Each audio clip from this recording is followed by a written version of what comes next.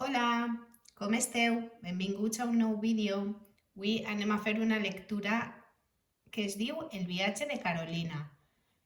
Com sempre, primer posem la data, anem a observar les il·lustracions. Tenim així una granoteta, tal volta Carolina.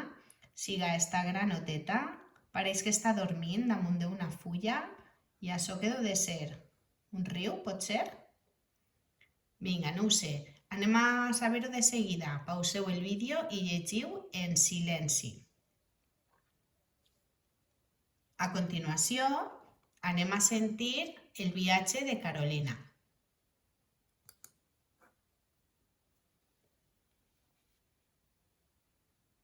Conte. El viatge de Carolina. Carolina, la granota més jove del riu Clarinet, portava hores estirant la llengua a tota velocitat per atrapar algun dels insectes que rondaven prop de l'aigua. Però, com que no hi tenia pràctica, quan arriba el migdia només havia aconseguit menjar-se una mosca i 2 mosquits. A aquell pas li costaria tot el dia omplir-se la panxa. Carolina decidí fer una becadeta abans de continuar la cacera. Li feia mal la llengua, així és que s'acomodà en una fulla verda que hi havia vora riu i s'adormí de seguida. Mentre somiava amb grossos abellots que se li ficaven en la boca per pròpia voluntat, Carolina no es va adonar del que passava al voltant. No va veure que les altres granotes s'allunyaven de la vora del riu.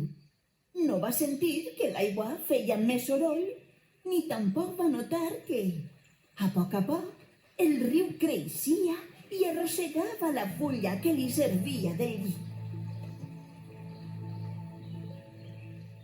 Quan es despertà, s'espantà tant que quasi cau a l'aigua. On estava? «Mamà!» cridà. «Mamà!» Però sa mare no podia sentir-la.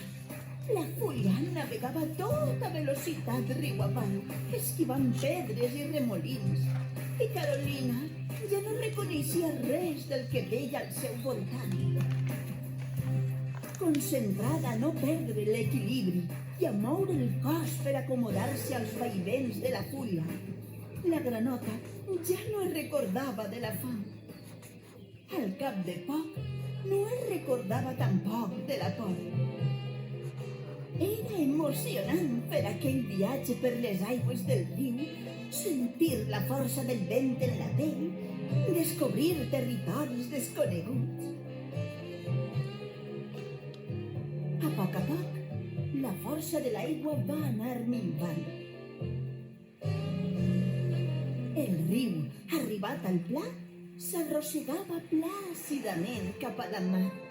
El corrent va portar cap a la vora la fulla de Carolina, que va arribar a terra d'un bot. «Quina fam!» exclamà immediatament.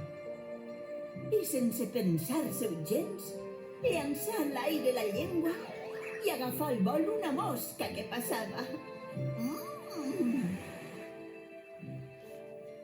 Encantada de la vida, Carolina caçà encara un parell d'abellots abans de tornar a casa seguint la vora del riu. Tenia per davant un camí llarguíssim. No era cosa de fer-lo amb la panxa buida. Val, què vos ha semblat?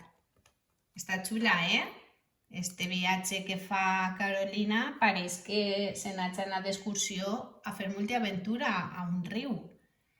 Vinga, ara que ja ho hem escoltat, mireu què ens diu així per a parlar un poquet de les nostres emocions. Com et sents quan intentes fer una cosa però no t'eix tan bé com tu voldries? Ho deixes? T'enfades? T'entristisses? Demanes ajuda a algú? Què feu vosaltres? Ja sabeu que algunes coses no ens ajuden a millorar.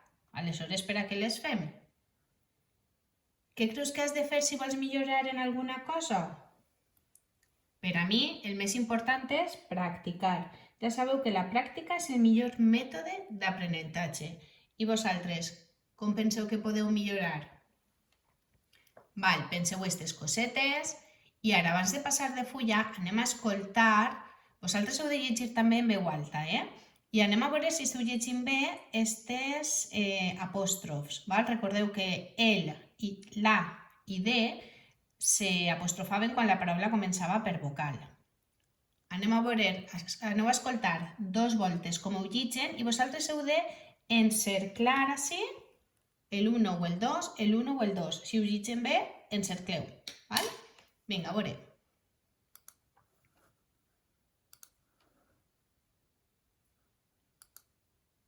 Ui, espereu-se que si no, no va. Si me poso jo a fer coses, no va. No guardar. Doncs vinga, escoltem soles. Millore la lectura. El aigua del riu. L'aigua del riu. Un parell d'abellots. Un parell d'abellots. Val, molt bé, que encerclem. Encerclem la número 2, l'aigua del riu, i encerclem la número 1, un parell d'abellots. Val? Continuem i anem a fer les preguntes de comprensió lectora. Vosaltres pareu el vídeo, penseu-les, contesteu amb bona lletra, majúscules, i si necessiteu consultar la lectura, gireu darrere i comproveu que la vostra resposta està bé. I jo vaig a contestar ara. Vinga. Marca. Per què caçava pocs insectes Carolina? Anem a fer un poquet més gran, a veure. No guardar. Ben vinc així. Jo faig gran. Val, per què caçava pocs insectes Carolina? Què marquem? Perquè hi tenia poca pràctica. Molt bé. A veure, vaig a marcar. Perquè hi tenia poca pràctica. Encercla. Què va menjar Carolina abans de fer la becadeta? Va menjar 2 mosquits, ala que gran, i una mosca. Continuem amb el 3. Numera de l'1 al 4. En quin ordre van ocórrer els fets? Primer, Carolina va fer una becadeta en una fulla molt còmoda. Després, el corrent arrossega Carolina riu avall. Tercer, la granota es despertar i intentar guiar la fulla pel corrent d'aigua. I amb el número 4, el corrent minvar i Carolina pogué arribar a la vora. Ho teniu bé? Anem al 4. Com va tornar Carolina a casa? Escriviu.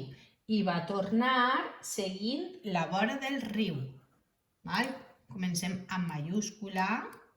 Es veu? Sí. I va tornar, continueu vosaltres, punts suspensius. I què va fer abans d'emprendre el camí? Va caçar, què va caçar? Un parell d'abellots. A veure, punts suspensius també. Va caçar un parell d'abellots. Per últim, diu, relaciona amb números què significa la paraula granota en cada oració. La granota rauca al basal, perdó. Raucar és el soroll que fa la granota, la onomatopeia que fa. Aleshores, la granota rauca al basal, sabem que és aquesta. I el mecànic du la granota bruta.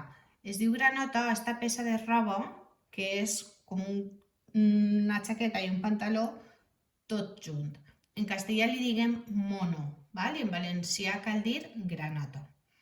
Mireu, aneu a obrir ara la llibreta, aneu a posar la data i anem a escriure les paraules polisèmiques. Vos ho ensenyo. Vale? Les paraules polisèmiques són les que tenen més d'un significat. Mireu, granota significa un animalet i una peça de roba, veritat? Esta l'hem pres probablement avui. Jo tinc altres paraules que tenen més d'un significat. Per exemple, planta i ratolí. Jo puc ensenyar-vos així una planta, la podeu veure? Esta planta, o puc dir que visc a la planta número 4 de l'edifici de la plaça. Veritat? O puc dir que tinc una ferida a la planta del peu. Vegeu quantes coses diferents pot significar la paraula planta? Si vos apetís, després de fer la llista, podeu dibuixar els diferents significats. Una planta vegetal, la tercera planta d'un hospital, per exemple, i la planta del peu. També vos he ensenyat la paraula ratolí. Mireu, això és un ratolí.